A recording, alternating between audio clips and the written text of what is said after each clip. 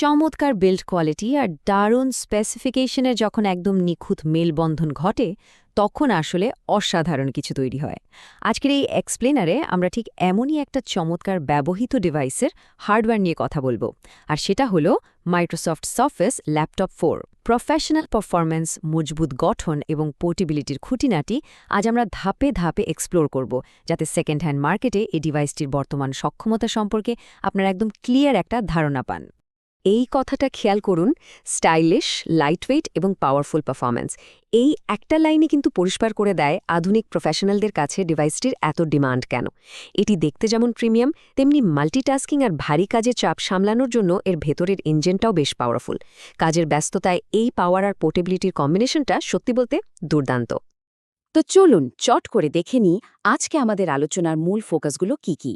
আমরা core performance, premium design ও এর ব্যবহারযোগ্যতা, portability, হার্ডওয়্যারের কিছু সীমাবদ্ধতা এবং একদম শেষে একটি ব্যবহৃত ডিভাইস হিসেবে এটি কেনার সময় কোন চেকলিস্টটা মাথায় রাখবেন তা নিয়ে কথা বলবো।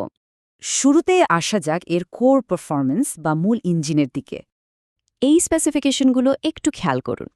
ডিভাইসটিতে আছে ইন্টেলের 11th জেনারেশনের core i5 quad core processor. এর মানে হলো আপনার রেগুলার ডেইলি টাস্ক থেকে শুরু করে হেভি ব্রাউজিং বা প্রেজেন্টেশনের কাজগুলো খুব স্মুথলি হ্যান্ডেল করা যাবে। এর 512 জিবি NVMe SSDর কারণে ল্যাপটপ বুট হওয়া বা ভারী সফটওয়্যার লোড হওয়ার স্পিড হবে একদম চোখের পলকে।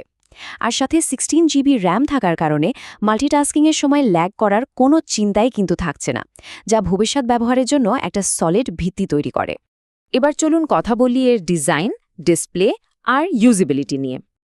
এখন এই ল্যাপটপের সবচেয়ে ইন্টারেস্টিং দিকগুলোর একটা হলো এর ডিসপ্লে রেশিও। 13.5 ইঞ্চির পিক্সেল সেন্স ডিসপ্লেতে আপনারা পাচ্ছেন 3:2 অ্যাসপেক্ট রেশিও। এর মানেটা কি?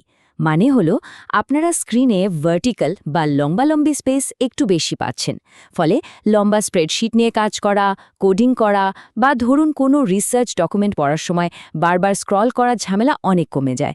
সাথে চমৎকার রেজলিউশন আর 10 পয়েন্ট মাল্টিটাচ ফাংশন তো থাকছেই, যা কাজের গতিকে আরও বাড়িয়ে দেয়। যারা লম্বা সময় ধরে কাজ করেন তারা নিশ্চয়ই মানবেন যে একটা ভালো কিবোর্ড থাকাটা কোনো লাক্সারি নয়, এটা একদম বেসিক নিড। সারফেস ল্যাপটপ 4 এর এই কিবোর্ডটি টাইপিং এক্সপিরিয়েন্সের জন্য বাজারের অন্যতম সেরা হিসেবে পরিচিত।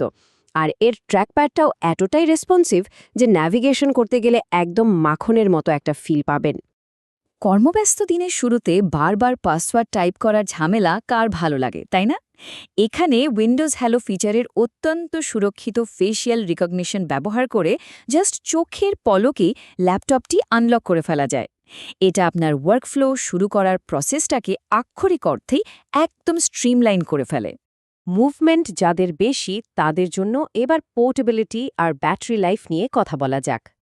ওজনটা খেয়াল করুন, মাত্র 1.26 কেজি। মেটাল চ্যাসিস হওয়ার পরও এটা অবিশ্বাস্য রকমের হালকা, বলতে গেলে আপনার ব্যাগে থাকা কয়েকটা বইয়ের চেয়েও হালকা। এক মিটিং থেকে আরেক মিটিংয়ে দৌড়ানো বা রেগুলার ট্র্যাভেল করার সময় পিঠে বা কাঁধে আলাদা কোনো বোঝাই মনে হবে না।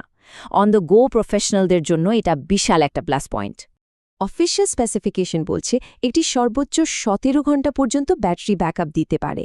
তবে আমরা জানি রিয়েল ওয়ার্ল্ড হেভি ইউজের সিনারিও একটু ভিন্ন হয়। তারপরও একদম প্র্যাকটিক্যাল ব্যবহারেও এই ডিভাইসটি খুব সহজেই 10 থেকে 12 ঘন্টার একটা সলিড ব্যাকআপ দিয়ে থাকে। চার্জার ছাড়াই পুরো একটা ওয়ার্কিং ডে পার করে দেওয়া মানে কিন্তু বিশাল ব্যাপার। যে কোনো ডিভাইসেরই তো কিছু সীমাবদ্ধতা থাকে, তাই না? চলুন সেগুলো একটু নিরপেক্ষভাবে দেখে নিই। স্লিম আর প্রিমিয়াম ডিজাইনের সাথে এখানে একটা ট্রেড অফ বা আপোষও কিন্তু আছে। পোর্টের সংখ্যা এখানে বেশ সীমিত। আপনি পাচ্ছেন মাত্র একটি USB-A, একটি USB-C এবং একটি হেডফোন জ্যাক। তার মানে একাধিক মনিটর বা অ্যাক্সেসরিজ কানেক্ট করতে হলে আপনাকে হয়তো একটা ডকিং স্টেশন বা হাব ব্যবহার করতে হবে। এছাড়া এর র্যাম আর স্টোরেজ সহজে আপগ্রেড করা যায় না, তাই শুরুতেই নিজের কাজের ধরন অনুযায়ী সঠিক কনফিগারেশন বেছে নেওয়াটা অত্যন্ত জরুরি। যেহেতু আমরা ব্যবহৃত ডিভাইসের কথা বলছি, তাই কেনার আগে ঠিক কি কি যাচাই করবেন তার একটা চেকলিস্ট দেখে নেওয়া যাক। একটি প্রি-ওন্ড বা ব্যবহৃত হার্ডওয়্যার কেনার আগে এই 3টি অত্যন্ত গুরুত্বপূর্ণ ধাপ অবশ্যই চেক করবেন।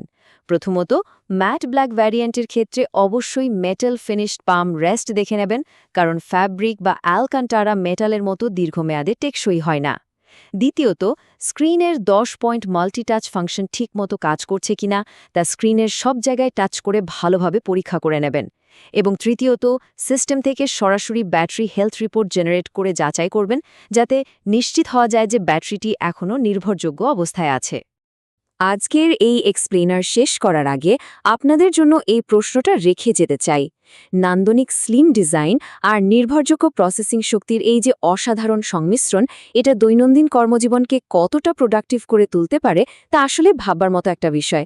এটি কেবল একটি সাধারণ টুল নয়, বরং প্রফেশনাল ওয়ার্কফ্লোর এমন একটি অবিচ্ছেদ্য অংশ হয়ে দাঁড়ায় যা কাজের গতিকে এক নতুন মাত্রায় নিয়ে যায়। এতক্ষণ সাথে থাকার জন্য ধন্যবাদ।